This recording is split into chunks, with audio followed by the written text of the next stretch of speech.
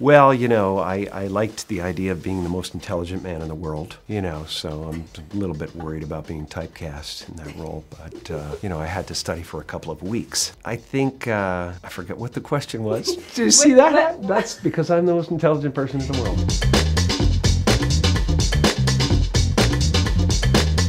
Well, I think they're potentially iconic characters, you know? They're like little parts of our psyche. The mask was the aspect of us that puts a mask on and goes out in the world and tries to be as fabulous as we can be so that everybody thinks that we're special. You know, it's the exceptionalism thing. And, you know, so all the way along, one of the first things I asked the universe for when I was dreaming up my life was that I would do characters that mean something to people, that stick with people, and that kind of keep reintroducing themselves to new generations. So I'm lucky enough that that happened, and it seems to be still happening, where kids are gonna come up to me 20 years from now and say, I saw Sonic when I was a little kid. You know, that's a thrill for me.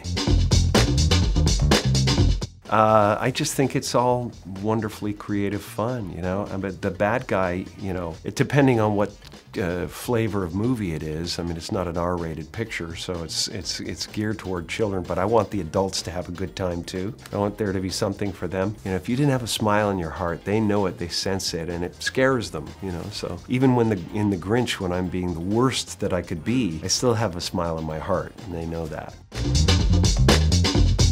I think of it as a kind of a wonderful, playful, you know, game, you know, to discover, you know, to uncover a part of yourself that, you know, that lonely dude that wants to be part of the fun and can't be, you know, the kid that's locked in his bedroom because he's got some sort of germ disease and he can't join the other kids. I don't know what, but you know, I was a lot of different things growing up, and one of the things I was somebody who really enjoyed being alone and inventing things. I loved being social, and I still do love being social, but there's a loner aspect to my life as well. I really enjoy my time by myself and whatever cooks up here.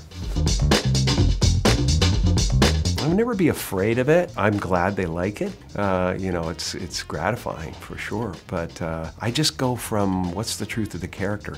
I mean, if you see the video game, there wasn't much to go on for an actor, so I have to, like, I equate it to lightning. You know, this lightning is this fancy thing you see coming from a cloud, supposedly, but it's really coming from the earth.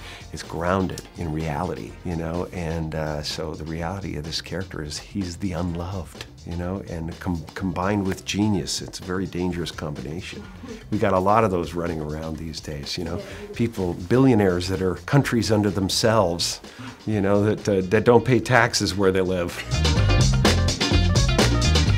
If I get the opportunity to do a sequel, you'll see some madness occur for sure. As I've already spoken to people about it. I mean, my brain just kind of mushroomed, and I said, you know why he becomes big and round?